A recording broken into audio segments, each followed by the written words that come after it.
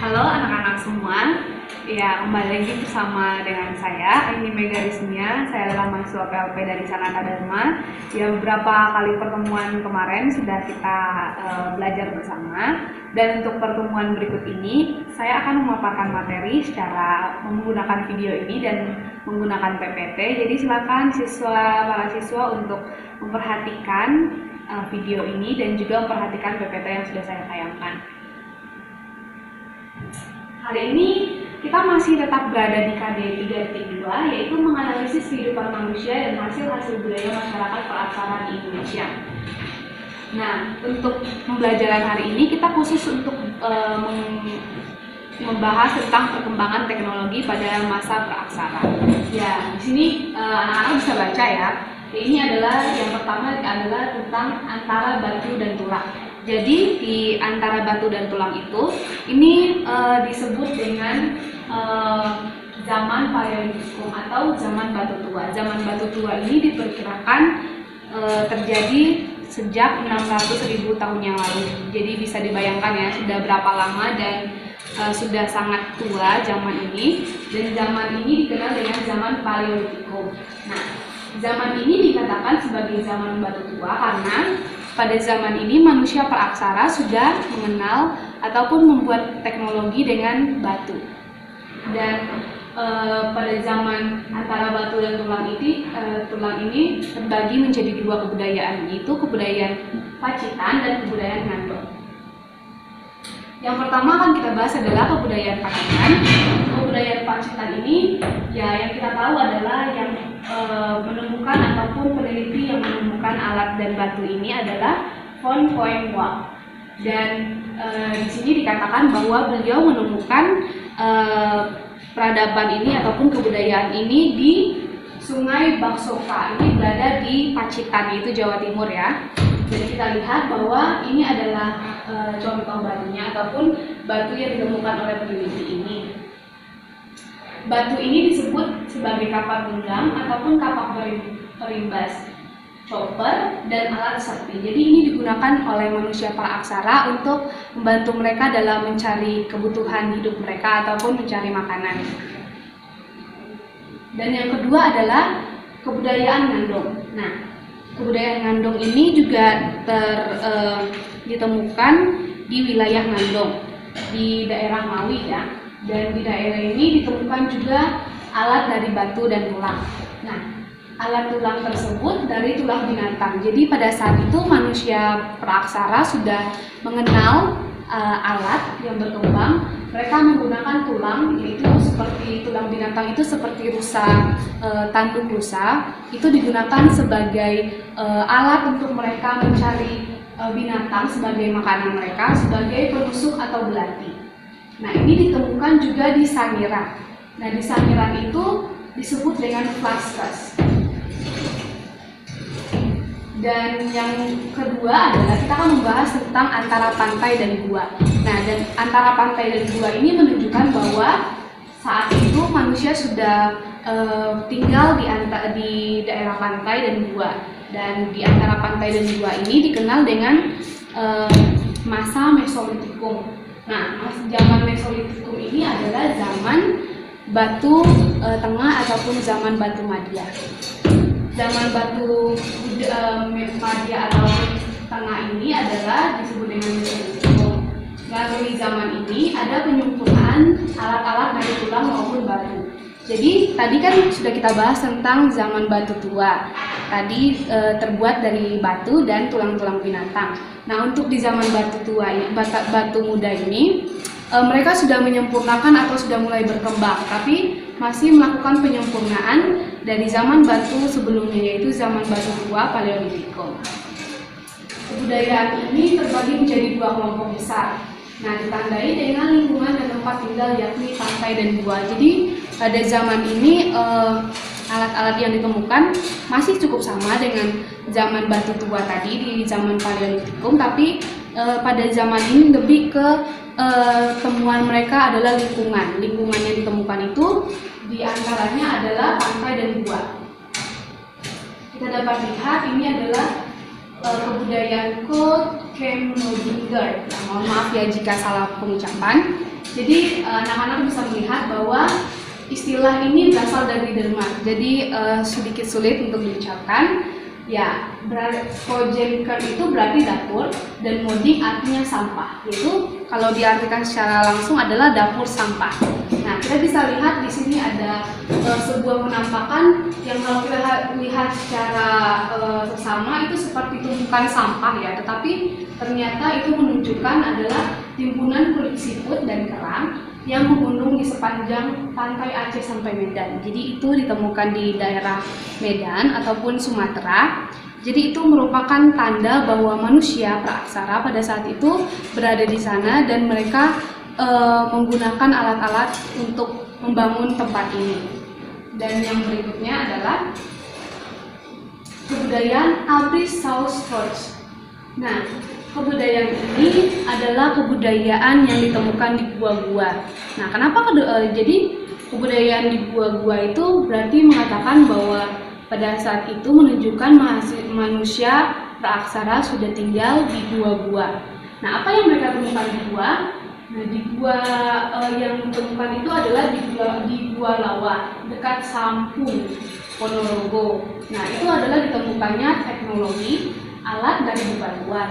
Nah, misalnya itu adalah panah, flakus, dan batu guling. Yaitu juga alat-alat teknologi yang mereka gunakan untuk mencari makanan. Dan seperti pada zaman batu tua tadi untuk mencari makanan, mereka mungkin memburu binatang seperti itu. Dan yang berikutnya itu adalah mengenal api.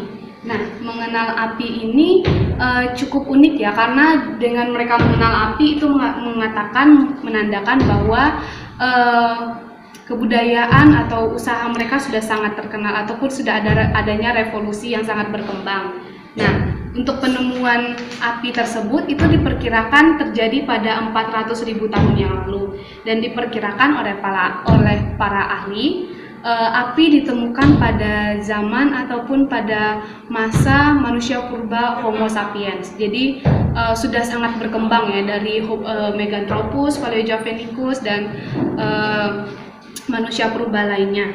Untuk kebudayaan ataupun mengenal api ini pada awalnya mereka mengenal api ini untuk melindungi diri dengan cara pada saat cuaca dingin mereka menghangatkan diri dari cuaca dingin, memasak makanan dan sebagai senjata dan sumber penerangan. Nah, untuk teknologi ataupun mengenal api ini pada saat zaman dulu kan yang kita tahu tidak adanya korek. Nah, di sini baru kita ketahui sudah zaman sekarang sudah kita tahu bahwa untuk memasak makanan kita tidak perlu memerlukan api seperti dulu, kita tidak perlu memasak di tungku ataupun masak menggunakan kayu. Sekarang sudah kita menggunakan kompor gas dan bahkan menggunakan listrik ya. Jadi sudah kita lihat bahwa pada zaman dulu itu mengenal api itu sangat sulit ya, dari zaman batu tua, batu muda dan baru bisa mengenal api untuk menunjang kehidupan mereka.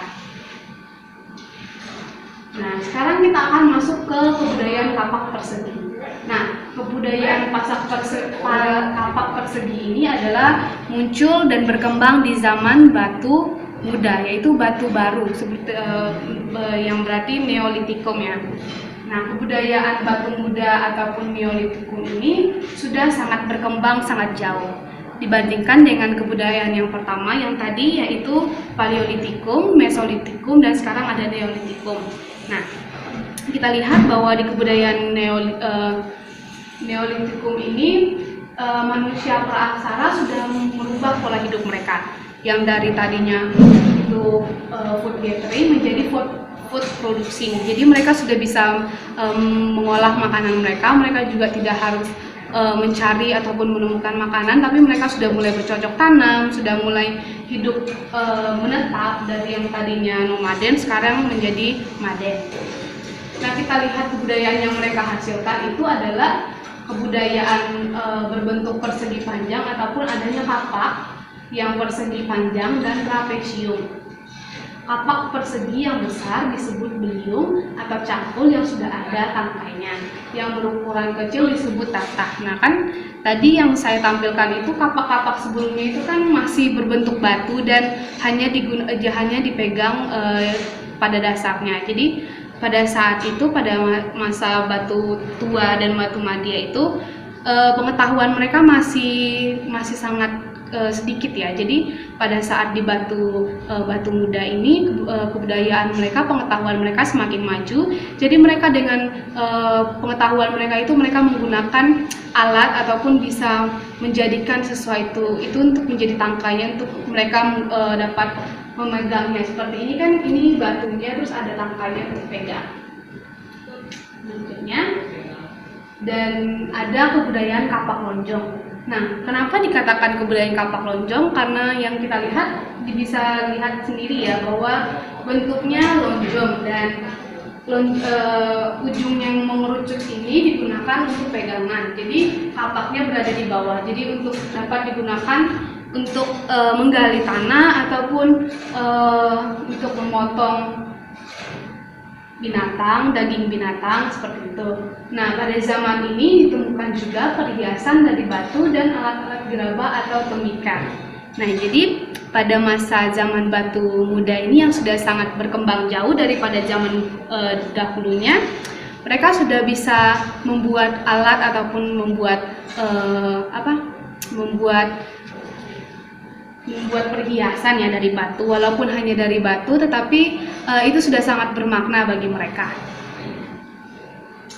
Nah, kita masuk ke perkembangan zaman logam. Nah, dari zaman batu sekarang menjadi zaman logam itu menandakan bahwa perkembangan manusia praaksara itu terus berlanjut ya.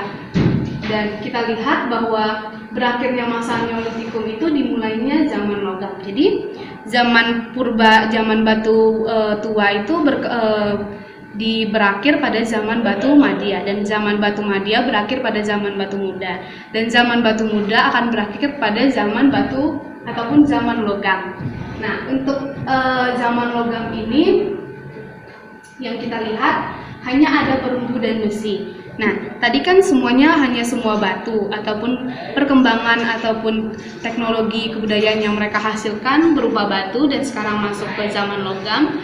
Perkembangan mereka sudah sangat maju ya. Kebudayaan mereka sudah berbentuk perunggu dan besi. Ada hasil kebudayaannya itu adalah kapak corong, nekara, dan moko. Jadi bisa dilihat di sini ya. Ini adalah nekara.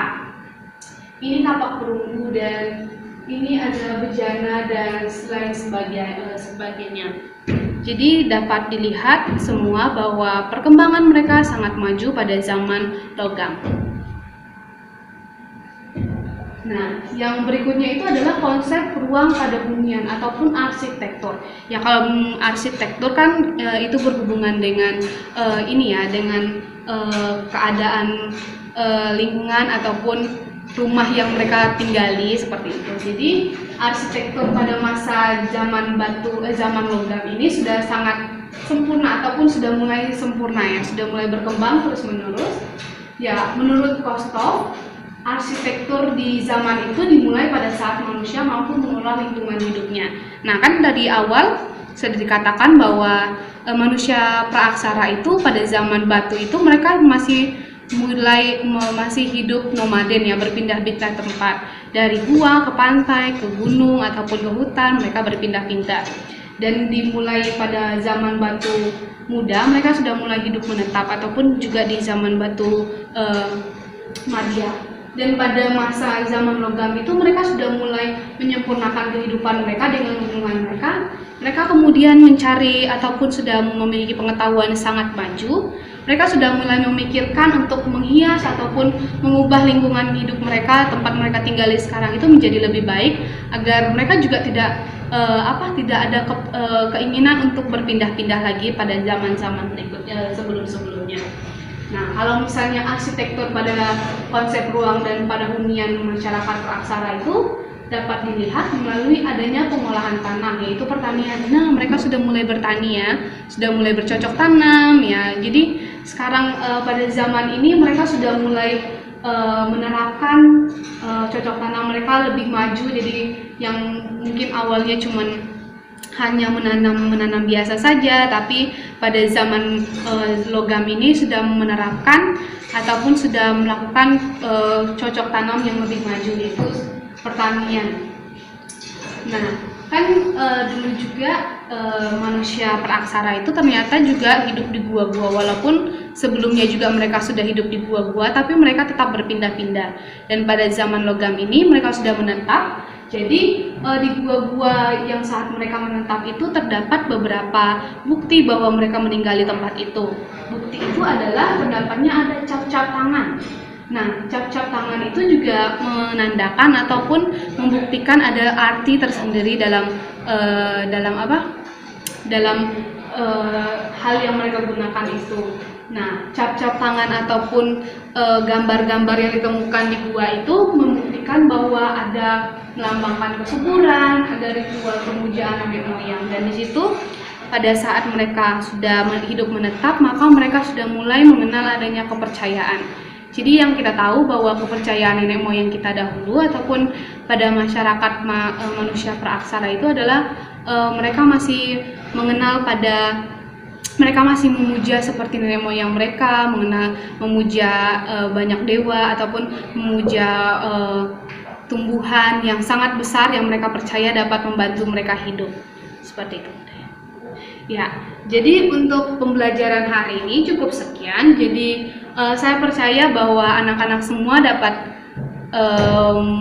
mengambil kesimpulan sendiri. Kalau dari kesimpulan Ibu sendiri bahwa melalui pembelajaran hari ini tentang kebudayaan atau perkembangan teknologi pada masa praaksara, kita dapat melihat bahwa zaman praaksara itu terus berkembang. Jadi dari zaman batu tua, batu madya, dan batu muda, dan kemudian ke zaman logam, perkembangan manusia terus berkembang. Jadi mereka tidak hanya berada di situ-situ saja, tetapi mereka mulai berkembang, mereka mulai bisa pengetahuan mereka terus maju, mereka bisa berevolusi, mereka bisa menetapkan ataupun menerapkan, bisa menghasilkan kebudayaan yang lebih baik. Jadi mari kita menghargai semua kebudayaan, menghargai semua sejarah nenek moyang kita, dan agar kita tidak terpengaruh ataupun kita tetap mencintai kebudayaan, tetap mencintai bangsa kita sendiri, yaitu bangsa Indonesia.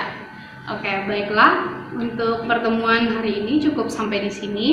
Silakan para siswa untuk mempelajari materi dan juga untuk mempersiapkan untuk penilaian harian ataupun ulangan harian.